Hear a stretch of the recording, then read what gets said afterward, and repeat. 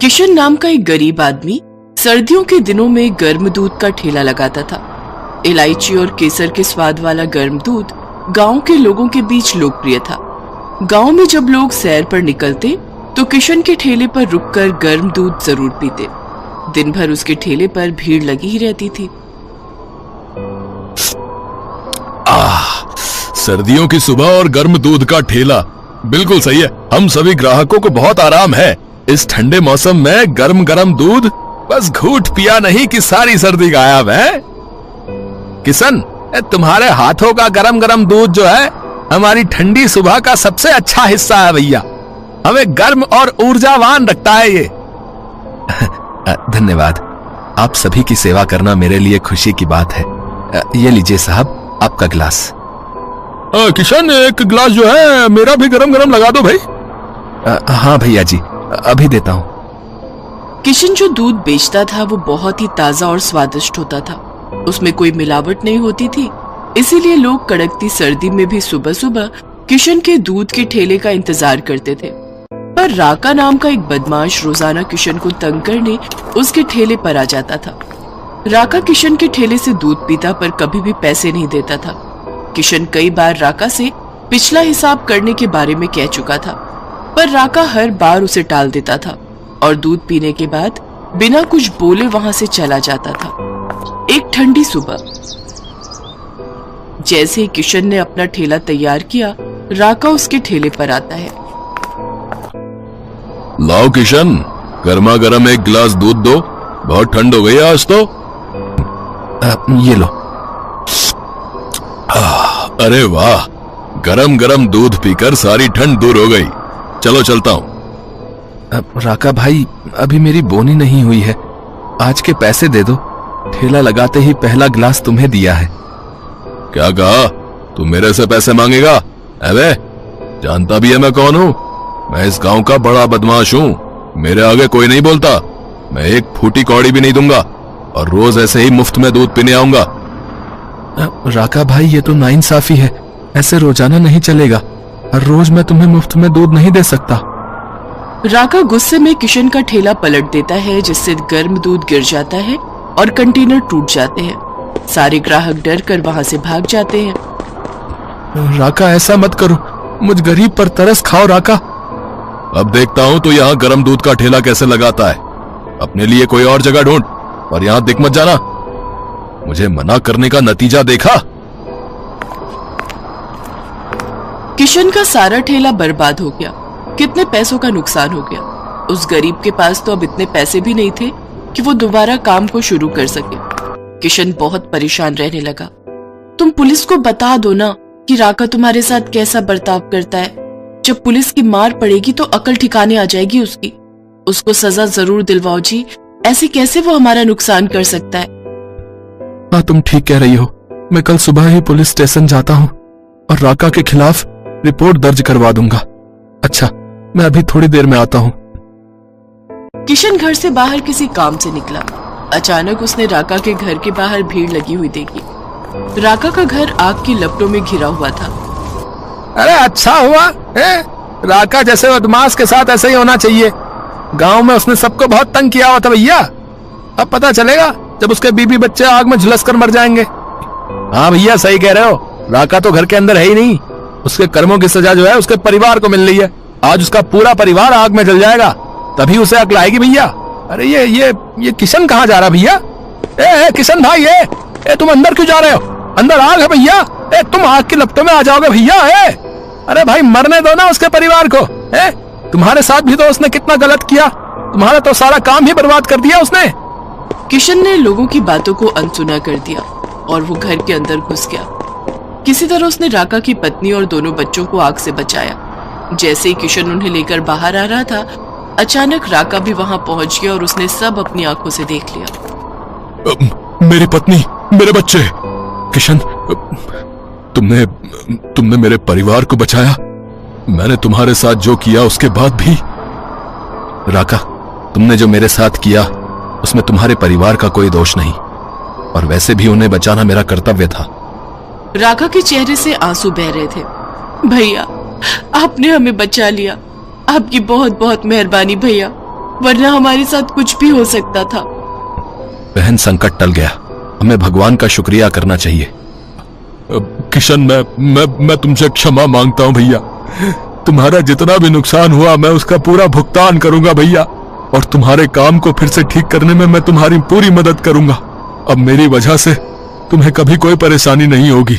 मैं अपने आप को बदल दूंगा भैया, मैं गुंडागर्दी छोड़ दूंगा। शायद ये भगवान का इशारा है कि मुझे अपने व्यवहार को ठीक करना है।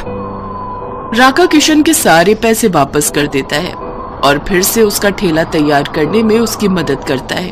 उस दिन के बाद राका ने किशन को बिल्कुल भी परेशान करना बंद कर दिया और बदमाशी और गुंडागर्दी भी छोड़ दी। ये देखकर सभी गांव वाले किशन की बहुत तारीफ करते हैं कि आज किशन के अच्छे स्वभाव के कारण राका जैसा बदमाश गुंडा भी सही रास्ते पर आ गया।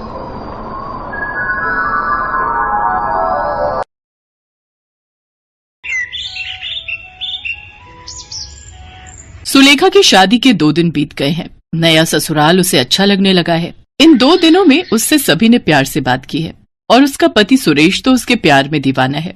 सुलेखा सपनों की जिंदगी जी रही है, लेकिन रात को उसका पति उससे कहता है, सुलेखा, आज 2 दिन हो गए हैं हमारी शादी को, तुमने अभी तक रसोई में कदम ही नहीं रखा। वो जी, नया नया घर है ना, इसीलिए सब कुछ समझने में थोड़ा समय लग रहा है। मैं बहुत जल्दी रसोई में जाऊंगी, आप चिंता मत कीजिए।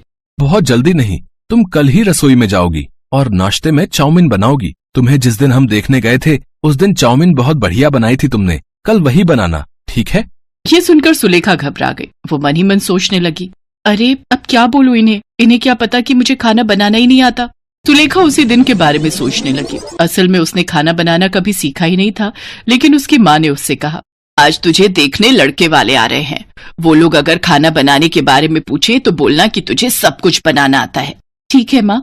सुलेखा सज धज कर लड़के वालों के सामने बैठ गई। सुलेखा की माँ ने रेस्टोरेंट से खाना मंगाकर उनके सामने रख दिया। तब बिमला ने कहा, अरे बाप रे, इतना सारा खाना।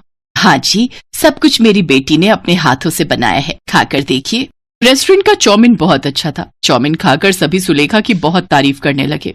वाह, चाउमीन तो बहुत स्वादिष्ट है, मुझे चाउमीन बहुत पसंद है। हाँ बेटा, अब तुझे हर रोज चाउमीन खाने को मिलेगा, बस एक बार ये शादी हो जाए। और शादी हो भी गई।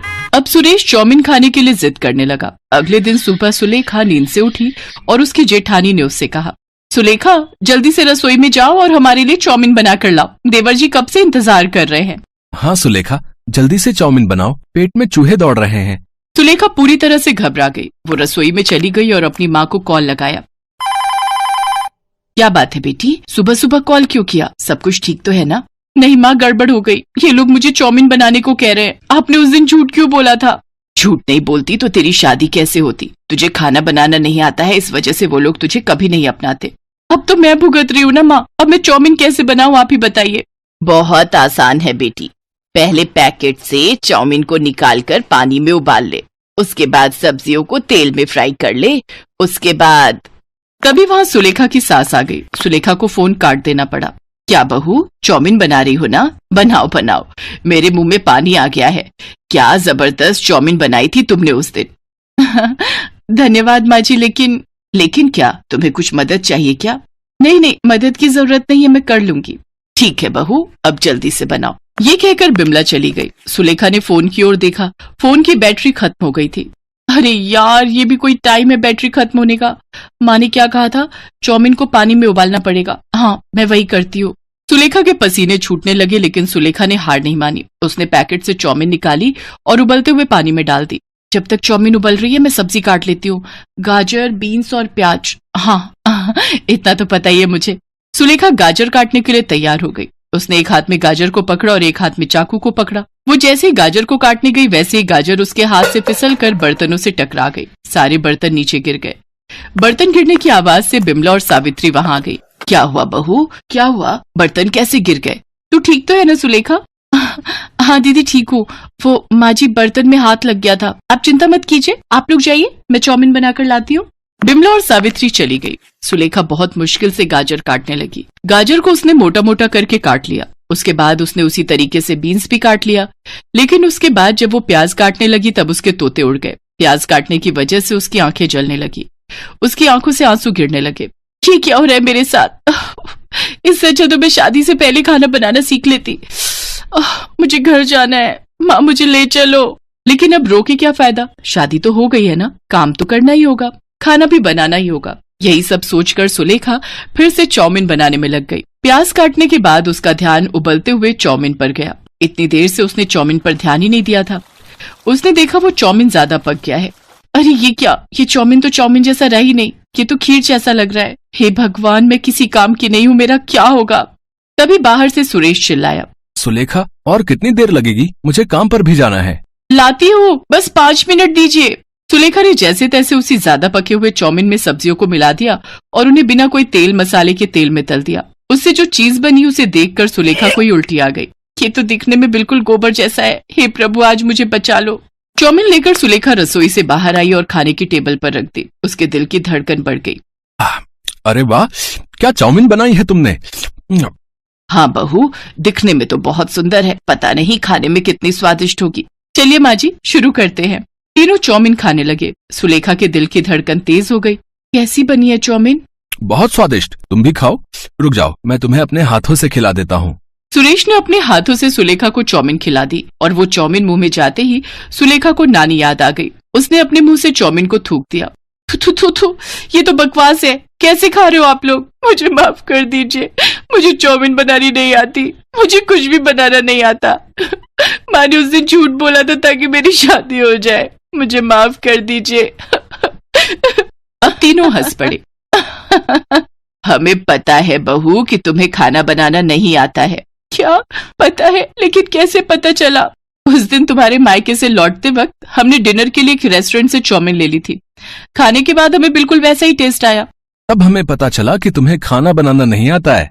तो फिर आपने मुझसे शादी क्यों की? बहू, खाना बनाना जरूरी होता है, लेकिन उसे शादी से पहले ही सीखना पड़ेगा, ये किसने कहा? शादी के बाद भी सीखा जा सकता है। तुम हमें बहुत पसंद आई थी सुलेखा, इसलिए हमने शादी के लिए हाँ बोल दिया था।